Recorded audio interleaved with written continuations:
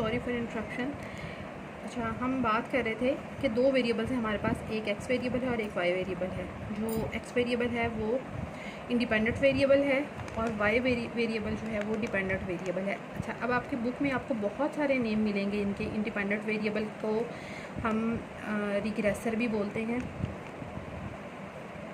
और इसको हम फिक्स्ड वेरिएबल भी बोलते हैं, इसको हम प्रेडिक्टेंट भी बोलते हैं। ये सारे जो नाम है वो जहाँ कहीं आपको ये सारे नेम नज़र आएंगे, इसका मतलब है कि वो इंडिपेंडेंट वेरिएबल के बारे में बात हो रही है। और इसी तरह से जो डिपेंडेंट वेरिएबल है इसके भी बहुत सारे नेम हैं आपकी बुक में लिखे हुए। इसको हम रैंडम वेरिएबल भी बोलते हैं और इसको हम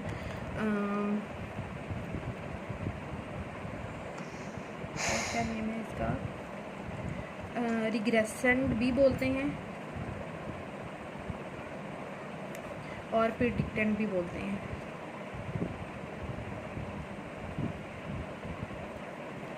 ठीक है, ये सारे नेम्स जो हैं ये इंडिपेंडेंट वेरिएबल के हैं और ये सारे नेम्स जो हैं ये डिपेंडेंट वेरिएबल के हैं। अच्छा, अब ये जो मैंने आपको रिग्रेशन इक्वेशन की लाइन की इक्वेशन बताई थी y hat is equals to a plus b x. अब इसमें जो हमारे पास y की अपनी एस्टिमेटेड वैल्यू लेनी है वो किस तरह से लेंगे कि इस इक्वेशन में हमें तीन अननोन्स नज़र आ रहे हैं। एक तो x, इसकी वैल्यू तो आपको एक गिवन रेंज में दी होंगी। उसके बाद हमारे पास इसमें दो अननोन्स हैं, एक है a और एक b का मैंने आपको क्या बताया था कि ये स्लोप है लाइन का, यानी कि इस स्लोप से हमें ये पता चलेगा कि किस तरह से y x के साथ कनेक्टेड है। अगर तो ये ऊपर की तरफ जा रहा है तो इसका मतलब है कि इनमें पॉजिटिव रिलेशनशिप है, और इसी तरह से अगर ये कहीं इनमें नेगेटिव रिलेशनशिप होगा तो यही आपका स्लोप नीचे की तरफ आएगा, तब फिर b की वैल्यू नेगेटिव में जाएगी, और अगर ये ऊपर की तरफ जाएगा तो या b की वैल्यू पॉजिटिव में जाएगी। अच्छा, अब इनके जो फार्मूलाज हैं वो फार्मूलाज इसमें कौन से यूज़ होने हैं, इसमें हमारे पास दो लाइंस बनती हैं। आज हम पहली वाली लाइन के बारे में पढ़ेंगे जो होगी y on x। y on x का मतलब क्या है कि हमने डिपेंडेंट वेरिएबल जो है वो हमारा इसमें y है और इंडिपेंडेंट वेरिएबल है x। अच्छा, इसमें a का जो b का फार्मूला है उसको हम डिनोट करेंगे b y x से। जो वेरिएबल पहले दिया होगा वो इसमें डिपेंडेंट वेरिएबल होगा, जो वेरिएबल बाद में दिया होगा वो इंडिपेंडेंट वेरिएबल होगा। b y x का फार्मूला जो यूज़ होना है वो होगा n summation x y minus summation x into summation y divided by n summation x square minus summation x whole square. ये आपके पास b का फार्मूला आ जाएगा। और इसी तरह से हमारे पास a का फार्मूला जो है वो क्या है,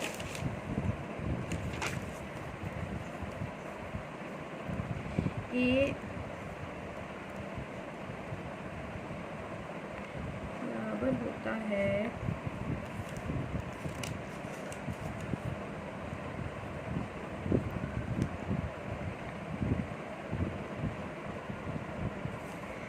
ये फार्मूला हमें ये रिलेशनशिप एक दिया हुआ है, summation x is equals to n a plus b summation y।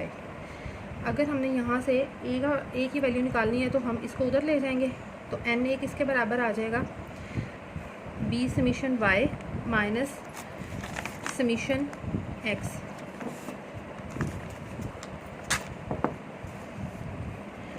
इस पूरे को अगर हम n के ऊपर डिवाइड कर देंगे, इधर भी हम n के ऊपर डिवाइड कर देंगे और इधर भी n पे डिवाइड कर देंगे, तो यहाँ हमारे पास सिर्फ बचेगा a और इधर आ जाएगा b y bar minus x बार।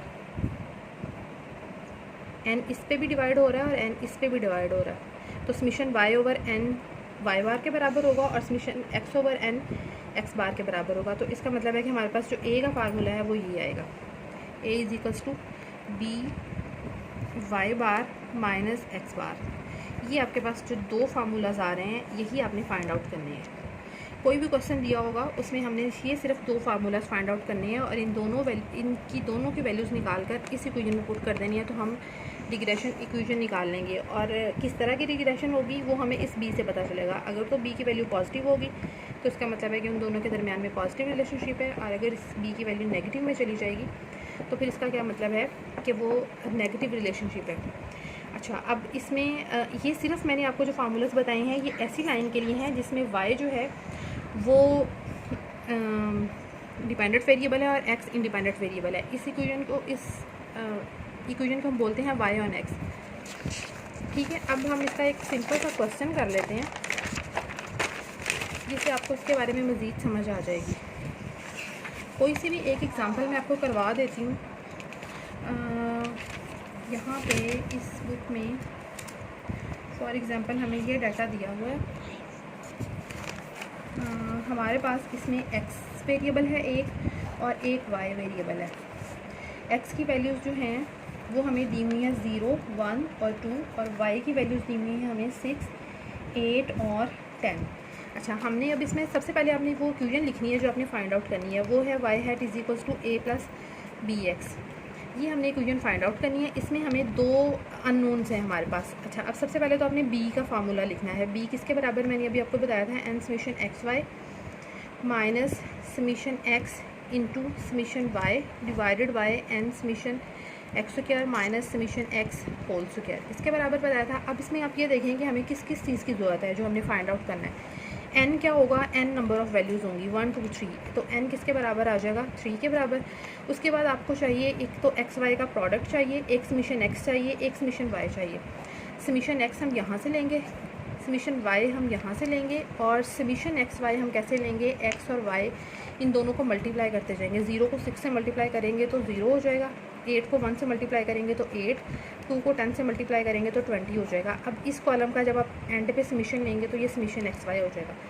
ये तीनों चीज़ें हमारे पास आ गई। नीचे हमें अब क्या चाहिए, एक समीशन एक्स स्क्वायर चाहिए और एक समीशन एक्स होल स्क्वायर चाहिए। समीशन एक्स ऑलरेडी हमारे पास है, इसका होल स्क्वायर ले लेंगे। और ये लेने के लिए हम क्या करेंगे, एक्स का स्क्वायर ले लेंगे। ये जो आपके पास पहला वेरिएबल है एक्स, इसका स्क्वायर आएगा। इसका स्क्वायर क्या होगा, 0 का स्क्वायर 0, 1 का स्क्वायर 1 और 2 का स्क्वायर क्या आ जाएगा 4। इस कॉलम का एंड पे हम जब समीशन लेंगे तो ये समीशन एक्स स्क्वायर आ जाएगा। अब ये सारी वैल्यूज़ आपने इस फार्मूले में पुट कर देनी है। एन की वैल्यू पुट करनी है, समीशन एक्स वाई की वैल्यू पुट करनी है, ये वाली वैल्यूज़ पुट करनी है और इसको आपने सॉल्व कर लेना है। इसमें सारी वैल्यूज़ पुट करने के बाद जो आंसर आएगा, अब इस एग्जांपल में सॉल्व आपने इसको खुद करना है, मैंने आपको सिर्फ समझाना है। एंड पे इसका जो आंसर निकल रहा है वो निकल रहा है 2। ठीक है, अब इस 2 के साथ हमारे पास पॉजिटिव का साइन लगा हुआ है। कोई साइन नहीं लगा तो इसका मतलब है कि ये पॉजिटिव है। इसका मतलब है कि एक्स और वाई के दरमियान में पॉजिटिव रिलेशनशिप है। ठीक है, और उसके बाद अभी हमारी लाइन नहीं निकली है, उसके बाद आपने इसमें ए निकालना है। ए मैंने आपको अभी बताया था, ए किसके बराबर था, बी वाई बार माइनस एक्स बार, इसके बराबर था।